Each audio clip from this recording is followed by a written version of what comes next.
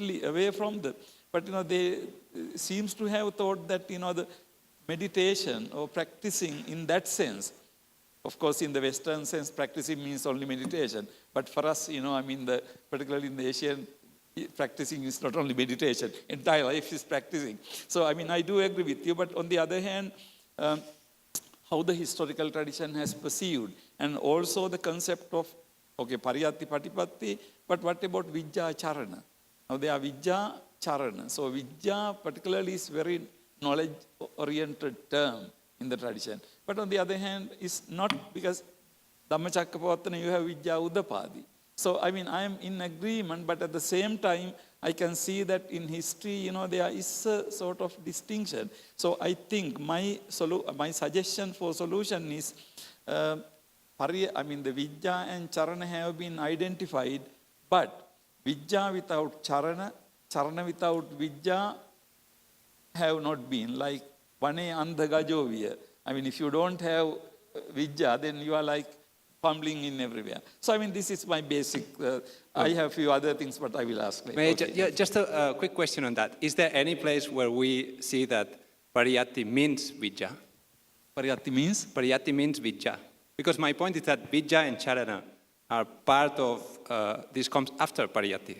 Mm-hmm. So you can have a very good pariyatti, and the stories in the commentaries, what they tell us is that when the pariyatti is lost, everything is lost. Right. So the pariyatti is a necessary condition, but it's not a sufficient condition. Oh, yeah, definitely. And that has only to do with the memorization of the text, which is a very important thing in an oral tradition. Mm-hmm. But in our tradition, nowadays when we have books, mm-hmm. I think we have lost the sensitivity to this, how important it is to memorize when no books are available. So the stories in the commentaries, I think they point to that direction. And what we see also in the Pali grammarians, like for instance in the Saddhaniti, he reminds at the end of Saddhaniti that pariyatti hi eva sasanasa moolam.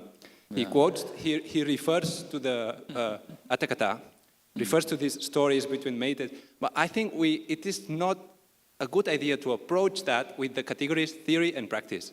For the rest, I fully agree. I don't feel comfortable using the words theory and practice. That is very modern even in the West. Theory is very much charged with scientific resonances. Yeah.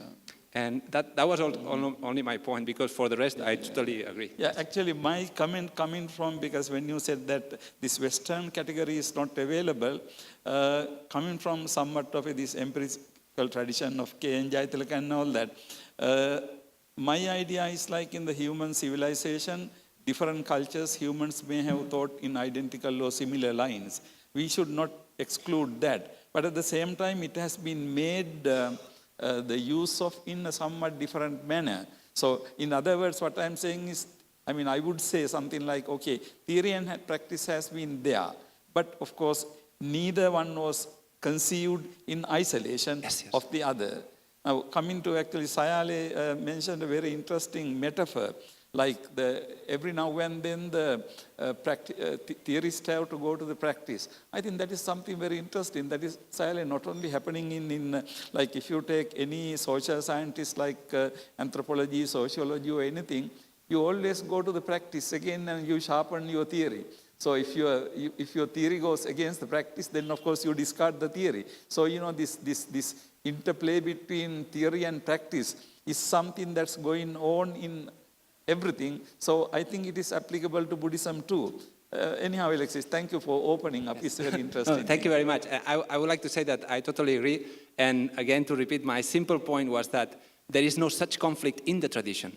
This conflict, we have it today because we are using these confusing categories. In the tradition, it is true that there is a word for theory, and it is true that there is a word for practice, but they are part of the path. They are part of the patipatti, not of the pariyatti. And if we think that pariyatti means theory and patipatti is practice, then we are led astray, I think. I think I'd like to make a small contribution on this. I agree with Ajahn Alex on the limitation of the distinction between theory and practice. You particularly attribute this to the West. But sadly to say that, okay, in Myanmar, in Sri Lanka, okay, also in Thailand, the distinction, okay, between the Pariyatti and Patipatti is just so clear among the Sangha. Some have been in practice maybe for about 40 years, and they have not taken up, any formal meditation practice.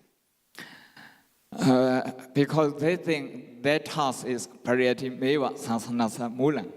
Recently, a few days ago, I heard one of monks here from Myanmar making this point in Taiwan. So I saw it. Then the monks in the meditation center, they have to defend themselves. So that, what would you say, circus is still going on. To the point that Shirangong Siaro, Pandita Pyomsa, he said, in Burmese, I quote him, Pariyatti Magendo Patipat, Patipat Magendo Pariya. He said, Pariyatti with Patipatti, Patipatti with. So he is going back to the early spirit of Buddhism. For this much, I also would like to make one comment about the Parijjasamuppada. I know, some of my colleagues are going to discuss about different numbers and links like that. But I'd like to come from the point of view of the Satipatthana Sutta. In the Satipatthana Sutta, it's only two. Only Abhijja and Domanassa. Okay? If we want to look at this from the Four Noble point of view, the Four Noble Truths, there are four of them. Over there, the second one, the cause of dukkha, samudaya. Okay. In terms of the Satipatthana, the Buddha will say, Vineya loke abhijja domanassa. So he put it in two terms, abhijja and domanassa. But when the realization actually takes place, it takes place as Nati loke upadhyati. You see? The expression is very beautiful. It doesn't say the nirodha of abhijja and domanassa. It simply says Nati loke upadhyati. So this is to say that in terms of form, okay, we may stick to whichever number. But in terms of practice, the way that the Satipatthana Sutta links to Parijjasamuppada has all the 12 links or the 9 links, it becomes 2. That 2 is the ascending order. In terms of the descending order, it's only 1. Na upadhyati. And in terms of the practice, Magga Satya, Ajahn Giuliano has mentioned the word pajanati. The word pajanati occurs a little bit over 130 times in the same sutta. You see, this is Magga Satya. And relating to the distinction between Pariyatti and Patipatti, it's not only these two sometimes.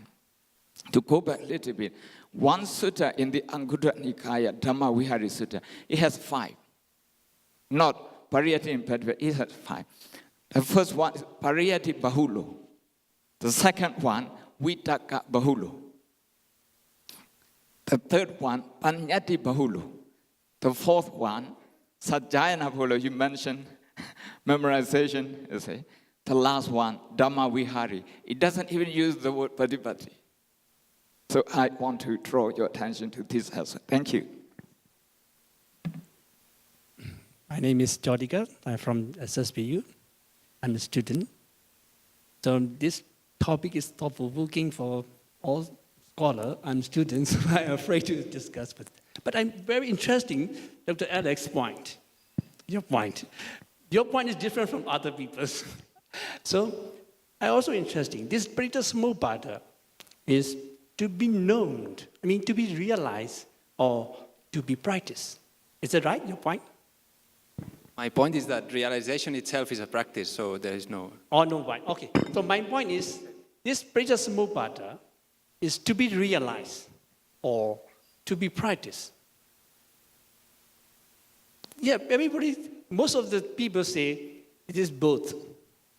Both. But I want to make some other perspective I want to share.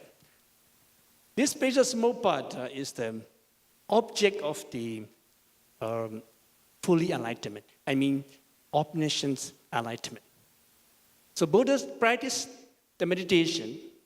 After gaining the enlightenment, he knows this Prajasamuppada.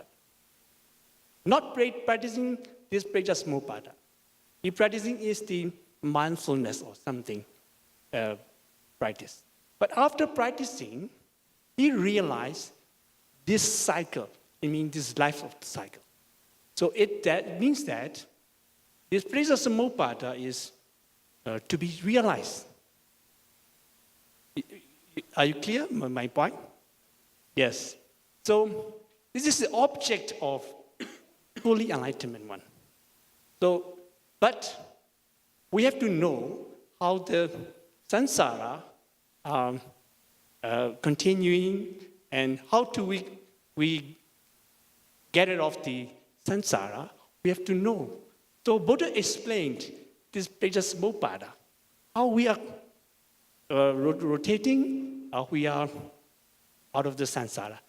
So this is the object of the fully enlightenment. Actually, practice is not this one. Practice is mindfulness meditation. So this is my point, but I may be wrong. So thank you very much. Okay, yes, thank you, Bhante. I think we would all agree with you that that's how normally the situation is understood nowadays. But it's very interesting that in these texts, we seem to be seeing, at the very beginning of the stages of insight, as they're represented in these texts, reflection on the paccayas of paticcasamuppada themselves as the object for insight. This is what makes it look like, the doctrine is becoming central as an object of contemplation, rather than, mindfulness of one's embodied experience or something as the object of contemplation.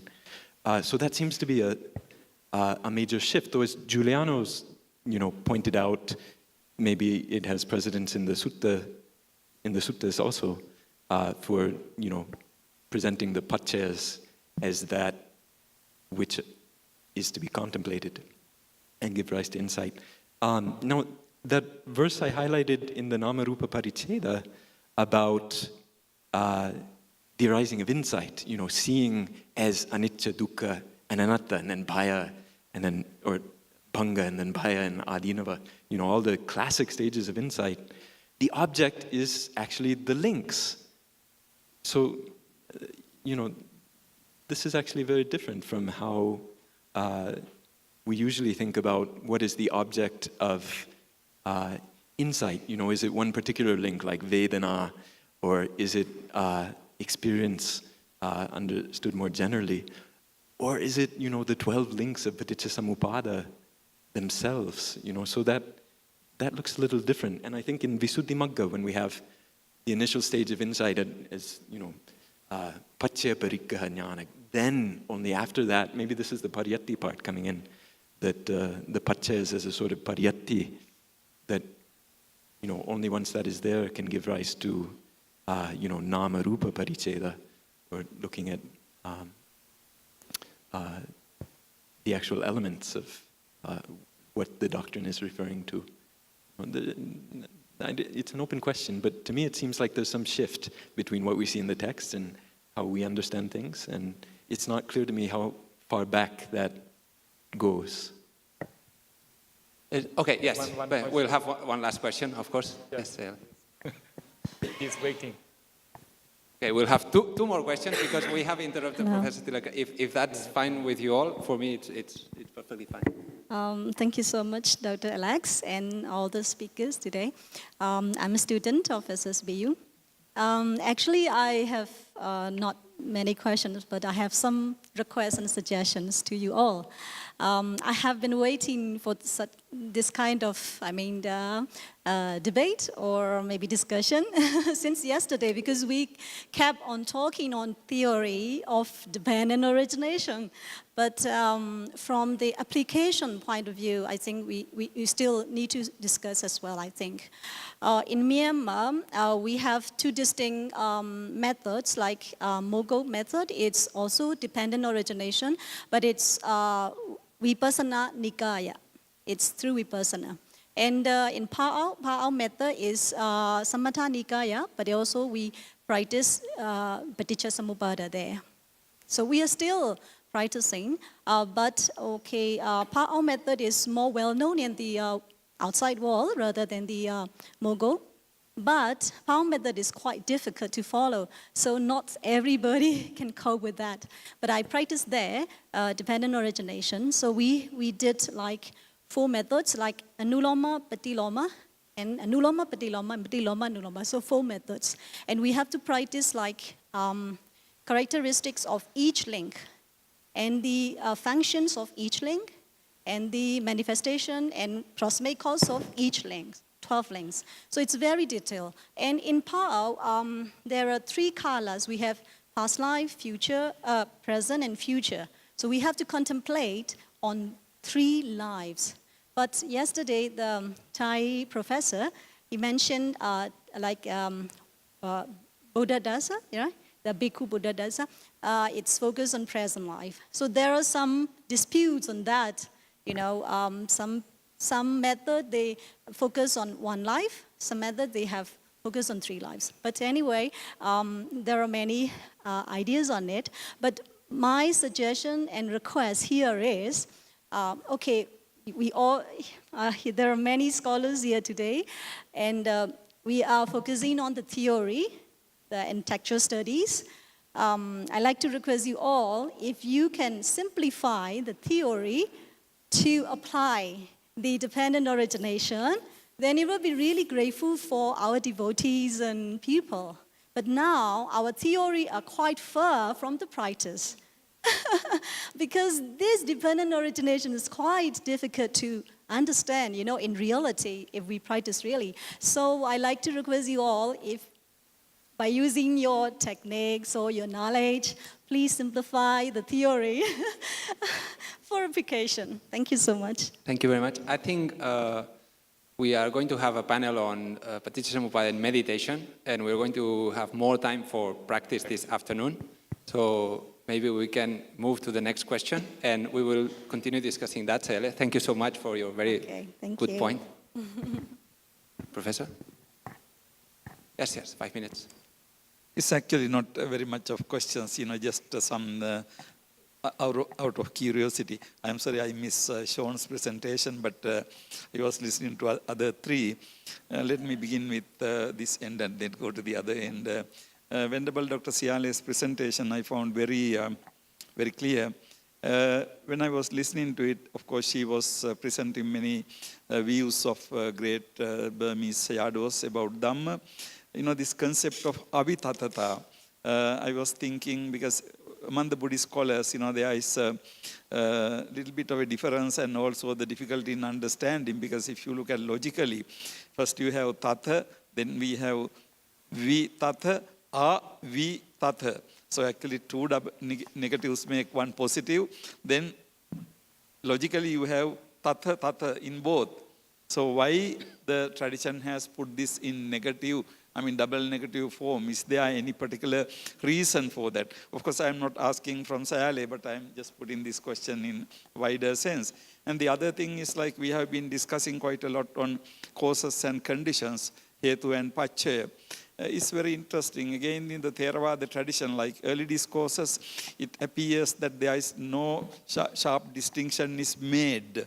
But if you take the somewhat later discourse, like it's not really Mahayana, but Arya Shalistambha Sutra.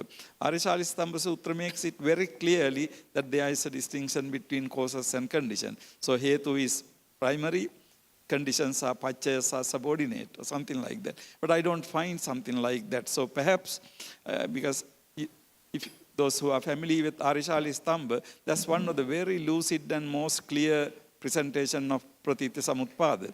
So I thought that could shed some light. Okay, that is about her presentation. And I was really enjoying Giuliano's presentation. It's kind of very interesting because this Nagara Sutta and also this Purana Anjasa, ancient path, this metaphor and then very sutta, I was learning very much from you. Your approach is more philological and comparative. But as a person coming from a little bit more prone to philosophy, I didn't see those things. I always saw in this discourse something related to Buddha as a pioneer, discovering this path on his own, and the path being there. It is not his invention. So, those are the kind of implications I saw in that. So, this is not a question for you, but I thought, when we look from different points of view, we do see very many different things. So, thank you for that presentation. And also, in your presentation, you referred to Pajanati. I thought that's a very, very interesting point because 2-3 years ago, I remember in Peradeniya University, one Korean student wrote really a huge dissertation, just only this one word, Pajanati. And when he did this very methodical textual analysis, the use of Pajanati, some very interesting things came out. So that was a very, very interesting approach to, you take one term and, you examine, so that was a very interesting implication that came out of your presentation. Thank you very much. And Venerable Sayado's, Panyabhoga's presentation, I mean, this is just a joke. I mean, there are only 9 finger manuals, but there are 10 fingers. So what happened to the 10th one or something? Why not there are 10? The other thing is this Namarupa Paricheda Abhidhammatta Sangha is attributed to Anuruddha. I mean, this is a little bit local debate between Myanmar and Sri Lanka. We in Sri Lanka believe that it was Anuruddha is a Sri Lankan. And then also there is a big debate about this Tumula Soma Vihara, because he was living in there. But then again, so do you have any views about this? Where is he from? Because in your chart you just left it blank. So maybe you did not want to go into debate. So these are my comments in brief, Alexis. Thank you. Thank you very much, Professor. I don't know. There is one last question. I'll add the extra one. Geshe-la, I suggest, because after all, this is a Paticca conference, so every panel is about Paticca. Maybe we have a last question for the morning, and then in the afternoon there will be more debate, so you can ask more questions on Paticca. Actually, it's not a question, it's my opinion. Regarding the theory and practical, it's more of like well-educated and well-trained. So as for me, personally, what I think is we should imply both in our daily life. Why? Because sometimes we are so high-learned, but we are so arrogant and jealousy. We forget to put into practice.